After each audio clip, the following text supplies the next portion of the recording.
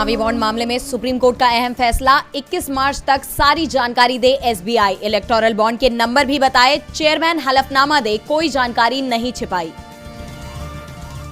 चुनावी बॉन्ड के मामले पर एसबीआई को 3 दिन में जानकारी सार्वजनिक करने का आदेश देते हुए कोर्ट ने जमकर फटकार भी लगाई। कोर्ट ने कहा, आप चुनिंदा जानकारी नहीं दे सकते।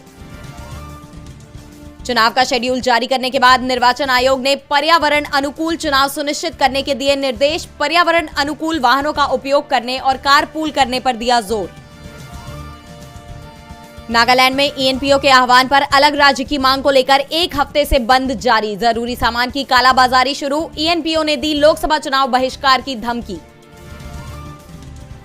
चुनाव से पहले इस्तीफे की लगी झड़ी। चुनाव आयुक्त अरुण गोयल के बाद एक और संवैधानिक पद से इस्तीफा। तेलंगाना की राज्यपाल तमिलिसाई सुंदरराजन ने दिया इस्तीफा। पीएम मोदी की कर्नाटक रैली पर कांग्रेस महासचिव जयराम रमेश ने साधा निशाना। राज्य में मनरेगा श्रमिकों और अन्य लोगों के बीच जल संकट पर प्रकाश डालते हुए कहा, हमें उम्मीद है पीएम मोदी राज्य के कुछ प्रमुख मुद्दों को संबोधित करेंगे। कांग्रेस के चुनाव घोषणा पत्र को 19 मार्च को मिलेगी कांग्रेस कार्य समिति की मंजूरी। कांग्रेस अध्यक्ष मल्लिकार्जुन खड़गे की अध्यक्षता में 19 या 20 मार्च को सीईसी की बैठक भी संभव। सुप्रीम कोर्ट से आम आदमी पार्टी के नेता और दिल्ली सरकार के पूर्व मंत्री सत्येंद्र जैन की जमानत अर्जी खारिज। मनी लॉन्ड्रिंग केस में तुरंत सरेंडर करने का आदेश। 10 महीने से है मेडिकल बेल पर।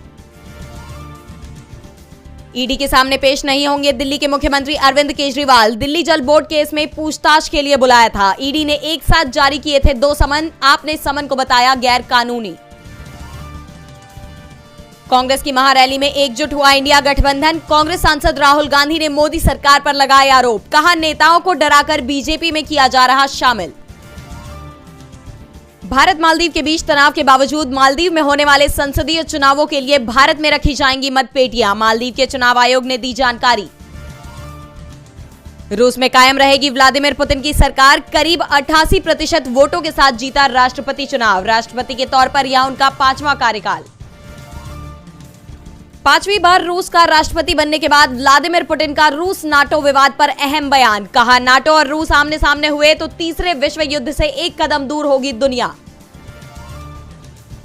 पाकिस्तान और तालिबान में युद्ध जैसे हालात। मुनीर के हवाई हमले के बाद अफगान सेना का 3 तरफ से भीषण जवाबी हमला। पाकिस्तानी सेना के ठिकानों को बनाया निशाना। अमेरिकी विदेश मंत्री के दक्षिण कोरिया पहुंचने पर उत्तर कोरिया ने दागी मिसाइलें। आधे घंटे में फायर की 350 किलोमीटर की रेंज की 3 बैलिस्टिक मिसाइलें।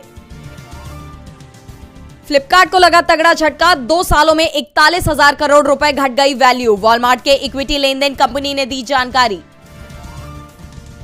चीन को लगा जोरदार झटका। सबसे तेजी से आगे बढ़ती अर्थव्यवस्था होने के साथ ही भारत का अमेरिका से बढ़ा स्मार्टफोन निर्यात, जबकि चाइना स्मार्टफोन एक्सपोर्ट में दर्ज की गई गिरावट।